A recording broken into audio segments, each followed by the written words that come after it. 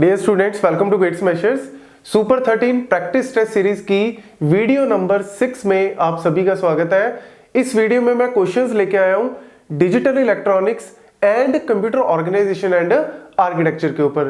तो गाइस, जो स्टूडेंट्स भी राजस्थान के या आउटसाइड राजस्थान, जो स्टूडेंट भी बेसिक कंप्यूटर इंस्ट्रक्टर या फिर सीनियर कंप्यूटर इंस्ट्रक्टर की तैयारी कर रहे हैं, तो उनके लिए ये वीडियो या ये पूरी की पूरी प्लेलिस्ट जो मैं बना रहा हूं ये बहुत ही हेल्पफुल है, क्योंकि इसमें आपको पता लगेगा कि किस तरीके के क्वेश्चंस जो है वो पूछे जाते हैं आपके एग्जाम्स में। ठीक है, क्योंकि ये क्वेश्चंस जो है सारे के सारे आरपीएससी के जितने एग्जाम्स हुए हैं अब तक, ऑल्दो चलो ये हम कॉलेज लेवल के एग्जाम के अकॉर्डिंग उठा रहे हैं, ऑल्दो आपको जो क्वेश्चन आएंगे वो इससे लेवल थोड़ा कम ही होगा, बट फिर भी इसमें से कुछ पोर्शन जो है वो पूछा जा सकता है। एग्जैक्ट क्वेश्चन आए, लेकिन आपको ये तो पता लग रहा है ना कि किस टॉपिक में से कितने क्वेश्चंस, कैसे कैसे क्वेश्चन जो है वो पूछे जा सकते हैं, क्योंकि ये सारी एनालिसिस जो है ना वो मैं आपको इन्हीं वीडियोस में बताता हूं। तो इसीलिए इस वीडियो को फटाफट से लाइक कर दें, चैनल को सब्सक्राइब करें अगर अभी तक आपने नहीं किया, और अगर कर भी दिया तो और डिवाइसेस से सब्सक्राइब करवा सकते हो। सब्सक्राइबर्स बहुत जरूरी है। तो चलिए स्टार्ट करते हैं। और साथ ही साथ अगर आप पूरा का पूरा कोर्स अगर लेना चाहते हो, मतलब सारे के सारे जिसमें हमने राजस्थान जीके, जीएस, इसके अलावा एप्टीट्यूड, रीजनिंग और कंप्यूटर साइंस का तो पोर्शन है ही, तो अगर आप पूरी तैयारी अच्छे से करना चाहते हैं, क्योंकि अभी भी 3 महीने का टाइम है, तो आप हमारा कोर्स जो है वो परचेज कर सकते हैं। सबसे बेस्ट और सबसे कम प्राइस में कोर्स जो है वो अवेलेबल है, जहां पे लाइव क्लासेस ली जाती हैं, live doubt clearing classes, recorded तो है ही। तो इसीलिए अगर आप वो कोर्स लेना चाहते हो तो ये लिंक आपको यहाँ पे दिख रहा है, इस लिंक पे जाके आप कोर्स परचेज कर सकते हैं, या ये व्हाट्सएप नंबर हर एक फाइल में आपको दिखेगा, उस पे आप हमें मैसेज कर सकते हैं, हम लोग जो है वो आपको कांटेक्ट कर लेंगे। तो चलिए स्टार्ट करते हैं। सबसे पहला क्वेश्चन जो है वो आया हुआ है वॉन न्यूमन आर्किटेक्चर के ऊपर। तो वॉन न्यूमन आर्किटेक्चर को हम स्टोर्ड प्रोग्राम आर्किटेक्चर भी बोलते हैं। जितने भी आज के टाइम पे जनरल पर्पस जो कंप्यूटर्स की बात करें, तो वो जो ज्यादा से ज्यादा जो है वो इसी आर्किटेक्चर के ऊपर बेस्ड है। तो ये आर्किटेक्चर की पहली लाइन क्या कह रही है, यहाँ पे फॉल्स बतानी है। पहले तो क्वेश्चन को ध्यान से जरूर देखा करो कि ट्रू बताना है या false. Program and data are stored in the same address space in the main memory. बिल्कुल ट्रू है जी। प्रोग्राम जो है आपका, मतलब प्रोग्राम के अंदर होता क्या है, इंस्ट्रक्शंस। तो इंस्ट्रक्शंस है, कोई डेटा को यूज कर रही है, वो सारी की सारी आपकी मेन मेमोरी के अंदर ही सेम एड्रेस स्पेस में स्टोर किए जाते हैं। हाँ, कोई और प्रोग्राम होगा तो अलग डेटा होगा, तो उसको मेन मेमोरी में अलग स्पेस में करेंगे, लेकिन एक प्रोग्राम के अंदर जितनी भी इंस्ट्रक्शंस है, डेटा है, वो सारा का सारा सेम एड्रेस में मेन मेमोरी के अंदर स्टोर किया जाता है। It allows self modifying program. बिल्कुल ट्रू है जी। सेल्फ मॉडिफाइंग का मतलब क्या है, जनरली क्या होता है कि आप प्रोग्राम्स के अंदर कोई, मतलब कोड के अंदर कोई चेंज करना चाहते हो, तो रन टाइम पे क्या आप चेंज कर सकते हो, तो यस, रन टाइम पे आप मॉडिफाई कर सकते हो प्रोग्राम को, तो ये भी इसके अंदर अलाउड है। Then programs and data are stored in the secondary memory. ये गलत है, मतलब आपको फॉल्स बतानी है तो ये फॉल्स है। Programs and data are stored in the main memory, not in the secondary memory. Secondary memory में नहीं, मेन मेमोरी में वो लेके आते हैं, तभी वो एग्जीक्यूशन जो है वो स्टार्ट होती है। ठीक है। Set of control signals is same for the instruction and data set. ये भी बिल्कुल ट्रू है जी। जितने भी आपके कंट्रोल सिग्नल्स हैं इंस्ट्रक्शन के लिए और डेटा फेच के लिए, वो सेम ही है। वही होता है इसमें, इंस्ट्रक्शन को पहले फेच करते हैं, फिर डिकोड करते हैं, फिर एग्जीक्यूट करते हैं, वो सारे इंस्ट्रक्शन साइकिल के अंदर आ जाते हैं। Then let a computer has 512 KB of main memory. मतलब आपको टोटल मेन मेमोरी जो है वो 512 KB। KB क्या होता है, किलोबाइट। क्या होता है, किलोबाइट। ठीक है। तो KB की आपको मेमोरी दे रखी है, मेन मेमोरी, हैविंग 1 बाइट पर वर्ड।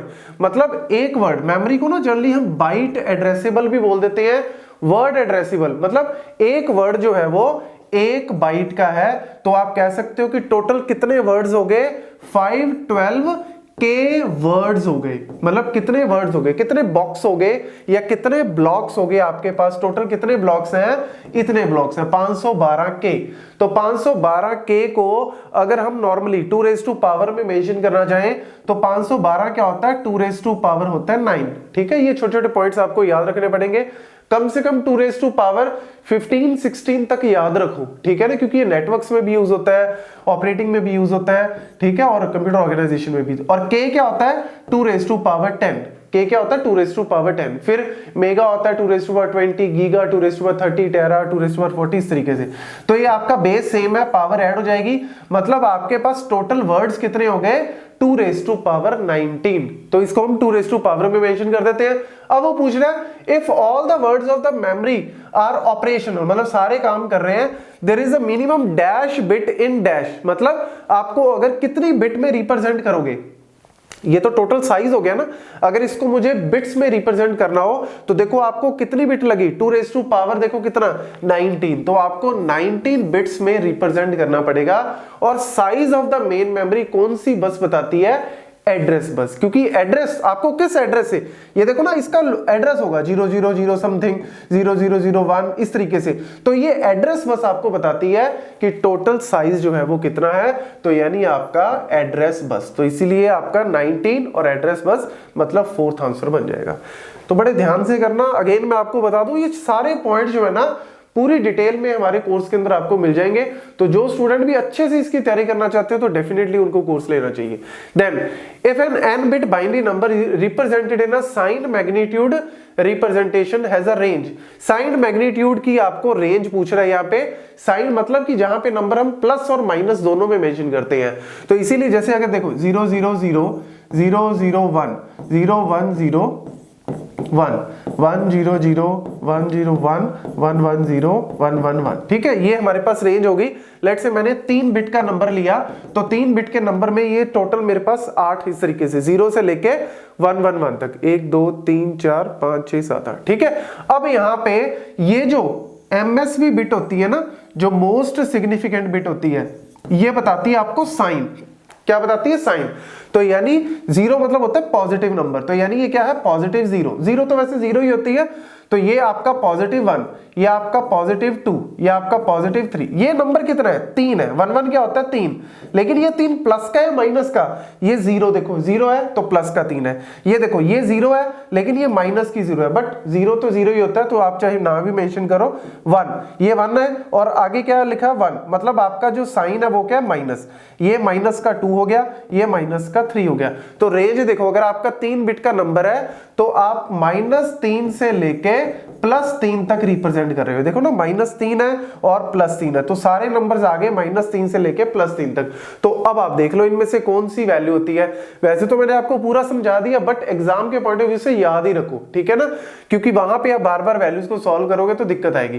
तो आप इसमें फिल करके देखो बी ऑप्शन में, तो -2 रेज़ टू पावर n की वैल्यू हमने ली है 3 बिट का नंबर, तो -1 से लेके +2 रेज़ टू पावर 3 -1, तो इसको आप सॉल्व करोगे 2 raise to power 2 which is 4 -1 3, तो माइनस का 3 से लेके प्लस का 2 रेज़ टू पावर 2 4 -1 करोगे तो 3, ये देख लो जी रेंज बराबर आ रही है, तो यानी आपका आंसर क्या बनेगा 2।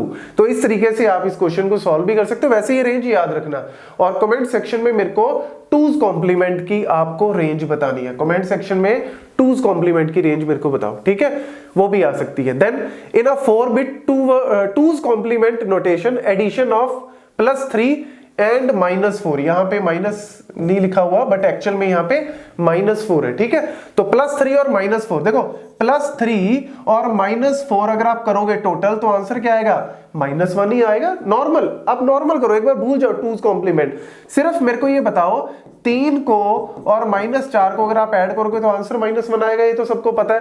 अब यहां पे आपको 2's कॉम्प्लीमेंट, अब देखो -1 कौन रिप्रेजेंट कर रहा है यहां पे, अब आपको लगेगा सर -1 कैसे पता लगेगा, देखो -1 या तो आप इसको 2's कॉम्प्लीमेंट में है, इसको नॉर्मल में रिप्रेजेंट करके देख लो, या आपका आंसर क्या है -1, -1 का मतलब क्या है कि आपको 1 को 2's कॉम्प्लीमेंट में रिप्रेजेंट करना है, और 1 होता क्या है, 1 होता है 0001, ठीक है, 4 बिट में आउटपुट है तो 4 बिट में लिख दो, वैसे तो अकेला 1 भी लिख सकते हो बट 0001 लिख दिया, 0001 क्या है पॉजिटिव का 1 है। अब इसको 2's कॉम्प्लीमेंट में करो, 2's कॉम्प्लीमेंट, क्योंकि हमारा रिजल्ट 2's कॉम्प्लीमेंट में है, तो 2 कॉम्प्लीमेंट कैसे करोगे, इस नंबर को 2's में करने के लिए पहले 1 में करो, 1 का मतलब क्या होता है 1 को 0 कर दो, 0 को 1 कर दिया, तो ये 1's कॉम्प्लीमेंट हो गया।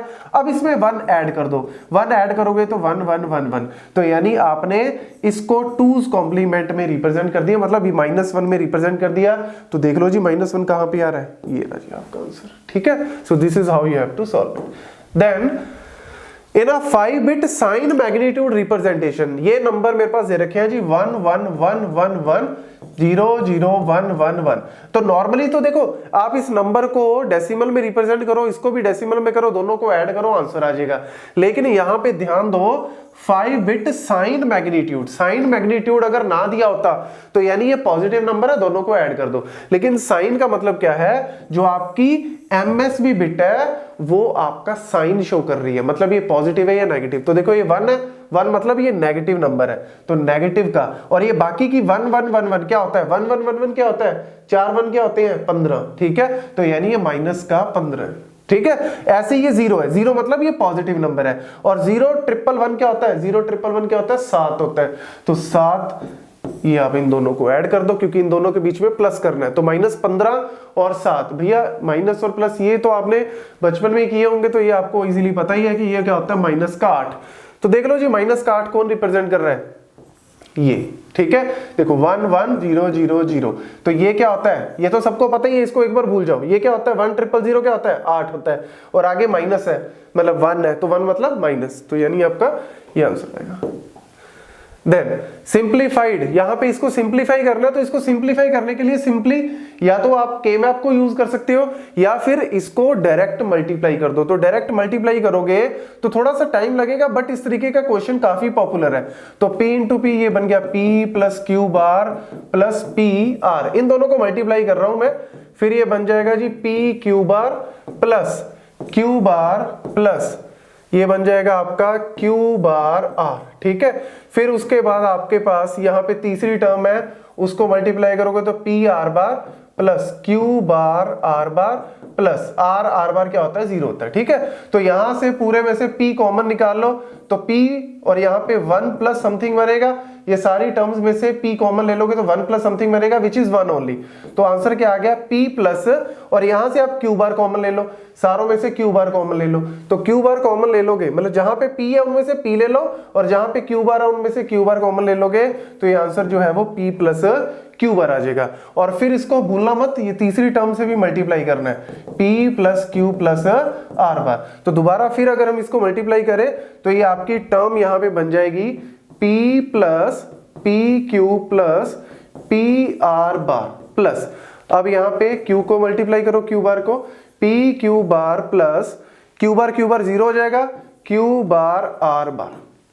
यहां से आप p कॉमन ले लो, जैसे पहले लिया था, तो p कॉमन ले लोगे तो 1 प्लस ये बन जाएगा q प्लस r बार प्लस समथिंग जो भी बन रही है, ये वैल्यू 1 प्लस वैल्यू करोगे तो 1 ही होता है, तो यानी p रह गया, और यहाँ पे ये वाली टर्म एज इट इज आ जाएगी q बार r बार। तो p प्लस q बार r बार, तो यानी आंसर जो है वो 4 आ जाएगा। कुछ नहीं है, सिंपली मल्टीप्लाई करके वैल्यूज कॉमन ले लो और आपके पास आंसर आ जाएगा। देन यहाँ पे नेक्स्ट आ जाता है क्वेश्चन, f1 f2 दे रखा है और वो कह रहा है इनकी वैल्यूज निकालो। तो इसको सॉल्व करना है सिंपली, जैसे हमने पहले किया है। इसको सॉल्व करोगे तो देखो ये क्या बन गया, ये बन गया a बार b बार, ठीक है ना, मैंने खोल लिया, तो a बार ये प्लस का डॉट बन गया b बार, और यहाँ पे मेरे पास क्या है, a बार के ऊपर एक और बार है, तो यानी ये a बन गया, और ये b बार के ऊपर और बार है, तो यानी ये b बन गया, और प्लस का क्या बन गया डॉट। तो देखो a बार a क्या होता है 0 होता है, तो यानी ये तो आपका 0 बन गया सिंपली। अब f2 में क्या करो, a plus a bar b plus a बार, ये देखो ना a बार प्लस b बार, इसको मैंने खोल के लिख लिया।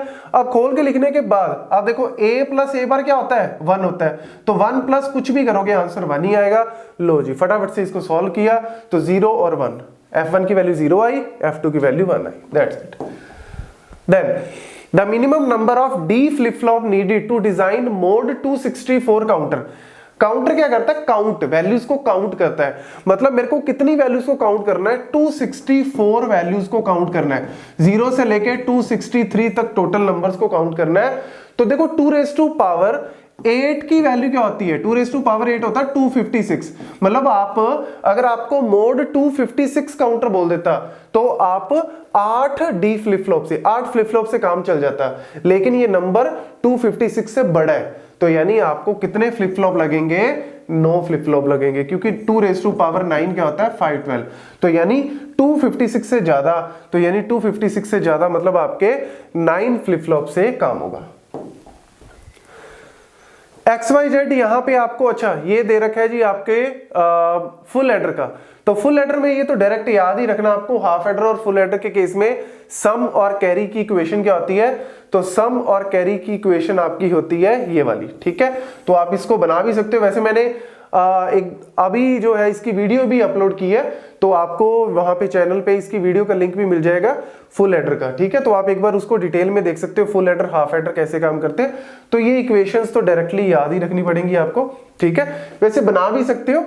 Then consider the following properties for the combinational digital circuit and sequential. अच्छा, थ्योरी का क्वेश्चन है, output is entirely dependent on the current input. तो करंट इनपुट के ऊपर जो डिपेंड कर रही है, ये तो कॉम्बिनेशनल के केस में होती है।